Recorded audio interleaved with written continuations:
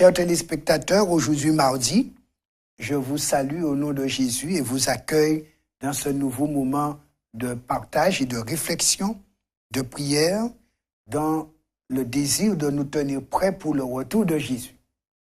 Le thème que nous allons creuser aujourd'hui, l'espérance dans le retour de Jésus. L'apôtre Pierre était très intéressé par ce retour parce que nous nous souvenons, sur la montagne des Oliviers, il était de ceux qui étaient venus demander à Jésus, mais dis-nous, quel sera le signe de ton avènement et de la fin du monde? Donc, il va nous présenter cette espérance. Mais juste avant d'aller plus en profondeur, nous allons prier. Nous invitons notre Dieu et Père, celui qui est soucieux d'éclairer ses enfants et qui a fait de son mieux pour mettre les anges à disposition, sa parole qui en permanence est chez nous, le Saint-Esprit qui attend que nous puissions nous tourner vers cette parole pour nous éclairer. Et alors que nous nous apprêtons à l'ouvrir, que le Saint-Esprit soit notre guide, lui qui est chargé de nous instruire, de nous convaincre de péché, de justice et de jugement. Que la grâce de notre Seigneur Jésus soit avec chacun de nous. Nous avons prié en son nom. Amen. Nous allons considérer ce que l'apôtre Pierre nous dit concernant cette espérance. L'apôtre Paul, de son côté, a appelé le retour de Jésus la bienheureuse espérance. Oui, l'espoir fait vivre. Espérer nous permet de transcender les épreuves de la vie. Voyons ce qu'il dit dans 1 Pierre 1er, verset 4. Pour un héritage qui ne se peut ni corrompre, ni souiller, ni flétrir, lequel vous est réservé dans les cieux. Donc, quelque chose d'important, un héritage est réservé aux saints, aux enfants de Dieu dans les cieux. C'est réservé. Donc, quand quelque chose est réservé, on attend le moment de voir ou de recevoir ce qui est réservé pour soi. Dans 1 Pierre 1er, verset 17, il précise « Et si vous invoquez comme Père celui qui juge selon l'œuvre de chacun sans acception de personne, conduisez-vous avec crainte pendant le temps de votre pèlerinage. » Donc, par rapport à ce qui nous est réservé, Pierre nous dit « Il y a un cheminement. » Ce cheminement, il appelle pèlerinage, car le pèlerinage est le parcours fait en vue d'atteindre le but souhaité, le but attendu. Et il nous dit que puisque nous attendons ce moment où l'héritage sera en notre possession, nous devons nous conduire avec crainte pendant notre pèlerinage. Donc, l'espérance nous motive à une qualité de vie. Au verset 5 et 6 du chapitre 4, 1 Pierre 4, versets 5 et 6, l'apôtre dit encore, « Ils rendront compte à celui qui est prêt à juger les vivants et les morts, car l'évangile a été aussi annoncé aux morts, afin que, après avoir été jugés comme les hommes quant à la chair, ils vivent selon Dieu quant à l'esprit. » Donc, dans la perspective du retour de Jésus, l'apôtre nous dit, il y a un jugement à passer. Un moment où on aura à rendre compte à Dieu de ce qu'aura été notre pèlerinage.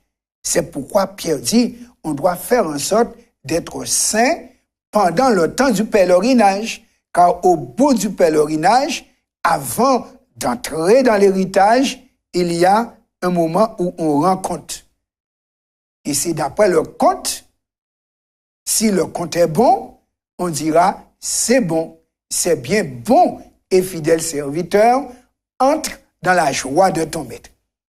Donc l'espérance est devant nous pour nous motiver à la vie sainte. Nous avons déjà le titre d'enfant de Dieu. nous avons déjà droit à l'héritage. Mais nous devons être conformes à l'héritage. Et c'est pourquoi il y a le temps du pèlerinage. L'apôtre dit dans 1 Pierre 4, verset 17, « Car c'est le moment où le jugement va commencer par la maison de Dieu. Or, si c'est par nous qu'il commence, quelle sera la fin de ceux qui n'obéissent pas à l'évangile de Dieu? » Oui, le jugement commence par la maison de Dieu. Ceux qui sont censés être saints, ceux qui ont entendu qu'il fallait obéir, ceux qui ont eu le temps d'obéir, parce que le pèlerinage, c'est le temps à l'exercice, à l'obéissance. Donc, la Bible dit, au bout du pèlerinage, il y a un jugement pour tous les enfants de Dieu, pour tous les saints. Et si effectivement on nous trouve, comme Pierre le dit, le jugement n'est plus à craindre. Mais ce qui est à craindre aujourd'hui, c'est ne pas être dans la dynamique de la sainteté ou de la sanctification. Maintenant, nous allons voir quelles recommandations Pierre nous fait en tant que saint, en tant qu'enfant de Dieu, pour que le jugement ne soit pas pour nous un sujet de peur, mais d'assurance. Dans 2 Pierre 1er, ou du moins, oui, 2 Pierre chapitre 3, l'apôtre nous dit comment nous devons être pour ne pas avoir peur du jugement. 2 Pierre 3, verset 1 jusqu'au verset 10. Voici ce qu'il disait. « Voici déjà, bien-aimés, la seconde fois que je vous écris. Dans l'une et dans l'autre, je cherche à éveiller par des avertissements votre saine intelligence, afin que vous vous souveniez des choses annoncées d'avance par les saints prophètes et du commandement du Seigneur et Sauveur Jésus-Christ, enseigné par vos apôtres, sachant avant tout que dans les derniers jours, il viendra des moqueurs selon leur propre raillerie, marchant selon leur propre convoitise, disant, où est la promesse de son avènement? Car depuis que les pères sont morts, tout demeure comme dès le commencement de la création du monde. Ils veulent ignorer en effet que des cieux existèrent autrefois par la parole de Dieu, de même qu'une terre tirée de l'eau est formée au moyen de l'eau, et que par ces choses, le monde d'alors périt submergé par l'eau. Tandis que par la même parole, les cieux et la terre d'à présent sont gardés et réservés pour le feu, pour le jour du jugement et de la ruine des hommes impies. Mais il est une chose, bien-aimés, que vous ne devez pas ignorer, c'est que devant le Seigneur, un jour est comme 1000 ans, et 1000 ans sont comme un jour. Le Seigneur ne tarde pas dans l'accomplissement de la promesse, comme quelques-uns le croient. Mais il use de patience envers vous, ne voulant pas qu'aucun périsse, mais voulant que tous arrivent à la repentance. Le jour du Seigneur viendra comme un voleur. En ce jour, les cieux enflammés, les cieux passeront avec fracas, les éléments embrasés se dissoudront, et la terre, avec les œuvres qu'elle renferme, sera consumée. Donc, l'apôtre Pierre est en train de considérer le jugement dans sa globalité, partie investigative et partie exécutive. Car si on n'a pas passé la partie investigative, on ne va pas bénéficier de l'héritage céleste, mais automatiquement, on va hériter du feu destructeur. Donc, notre chance, c'est pendant le pèlerinage et au moment du jugement investigatif, avant la partie exécutive, l'apôtre nous dit, Dieu patiente pour que tous nous arrivions à la repentance. Si on veut passer et le jugement préliminaire, jugement investigatif, et le jugement exécutif, il nous invite à nous repentir. D'ailleurs, c'était le premier message de Jésus lorsqu'il a commencé à prêcher. Repentez-vous, car le royaume des cieux est proche. C'est là l'héritage promis. Mais on ne peut pas mettre des pécheurs dans le royaume de Dieu, car les pécheurs sont sur cette terre, autant les laisser dans le péché éternellement. Non. Quand Jésus est sauveur, il nous sauve du péché, mais pas avec le péché. Donc la repentance, c'est le fait de reconnaître le péché, de le lâcher, quel qu'il soit, mignon ou pas. Le péché n'est jamais mignon. Le plus petit péché est un serpent venimeux. Et si on ne l'a pas tué, il nous mordra. Ève a été mordue, elle en est morte. Jésus a été mordu, il est mort à la croix à cause de mes péchés. Et si je garde le péché me mordra, Jésus me relâchera. C'est pourquoi il est dit, ceux qui auront été trouvés impénitents, qui ne se seraient pas repentis, automatiquement, Dieu aura le courage de les lâcher dans le feu. Ce n'est pas l'homme que Dieu jette au feu, c'est le péché qu'il jette au feu. Mais comme on est resté dans le péché, avec le péché, il lâche le tout au feu. C'est comme l'ami de la parabole des noces, dans un linge non conforme à la noce, eh bien, avec le linge non conforme, il fut mis dehors. C'est pourquoi Dieu veut que tous nous arrivions à la repentance, donc revêtus de l'habit de noces. Car la repentance, c'est renoncer au linge de péché, linge de Satan, linge de feu, pour être habillé dans le vêtement de fête, vêtement de justice de Jésus, dans lequel on va mener une vie sainte. C'est ce que Pierre nous recommande pour passer le jugement qui attend la maison de Dieu.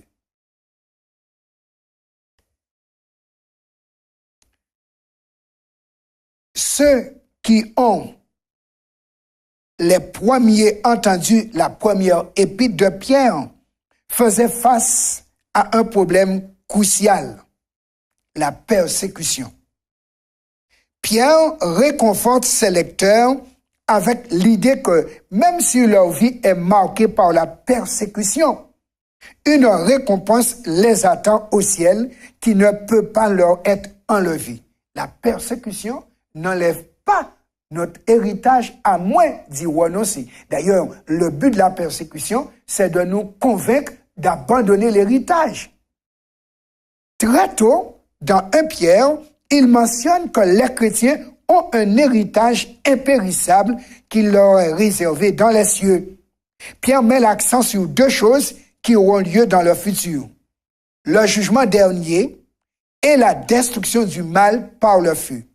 Autrement dit, il montre que malgré la persécution actuelle, justice et jugement seront rendus. Et les croyants recevront leur récompense éternelle. Les croyants, ceux qui se sont repentis, donc ils vont échapper le jugement à venir, car au jugement préliminaire, on va les déclarer aptes au ciel, parce que, comme Pierre l'a dit, ils se seront trouvés saints.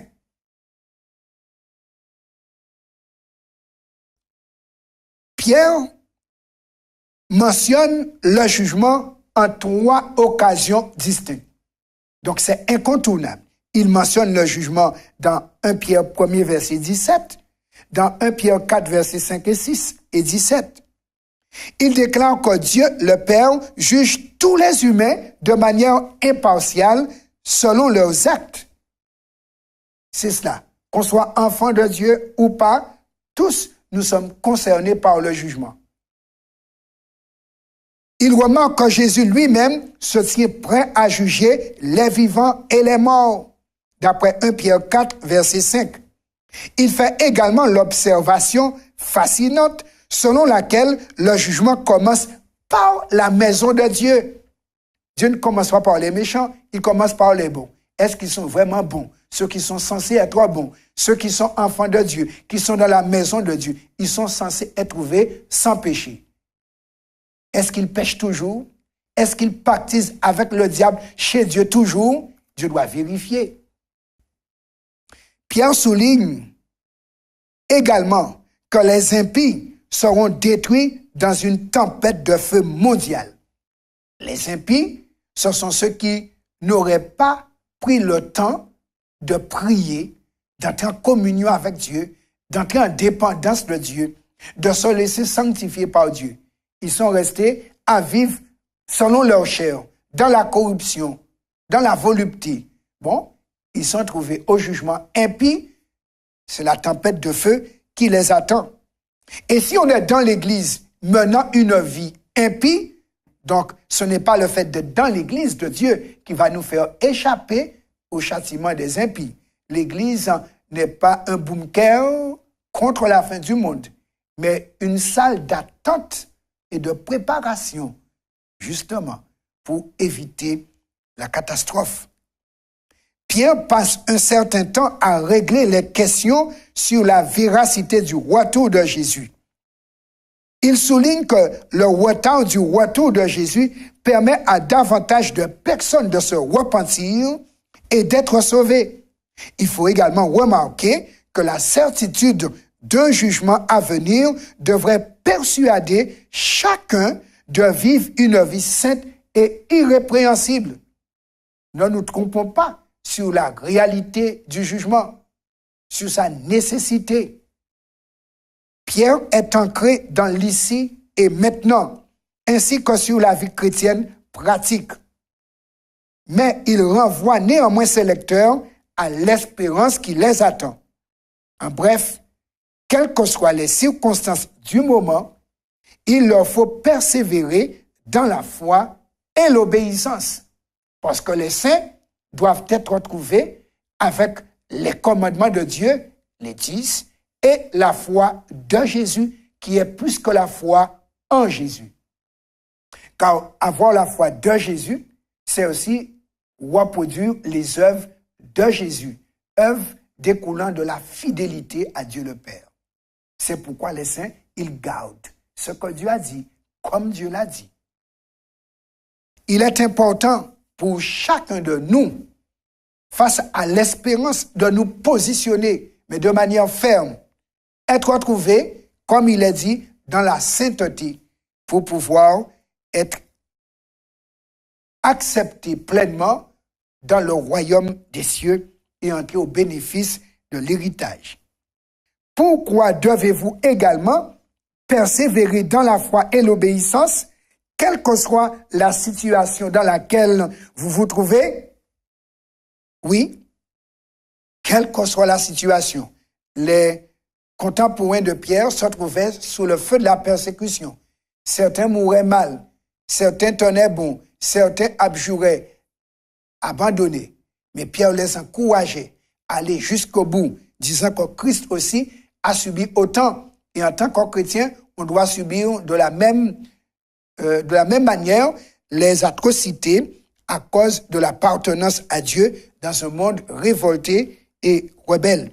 Mais Pierre souligne que l'obéissance à Dieu est un élément capital pour que notre âme soit purifiée. Oui, il ne suffit pas d'être appelé enfant de Dieu, de désirer être enfant de Dieu pour débarquer au ciel. C'est si on est purifié du péché. Et la parole de Dieu nous a été donnée pour acquérir cette pureté pendant le temps du pèlerinage. Au baptême, on est lavé. Et ensuite, on entre en purification, élimination des péchés, des défauts, des faiblesses. Parce qu'après le baptême, on commet encore des fautes. Mais c'est à éliminer, car celui qui demeure à péché sera empêché d'entrer au ciel. Car le péché n'entre pas et ceux qui pêchent seront remis dehors. C'est ce que la parabole de l'habit de noces nous fait comprendre.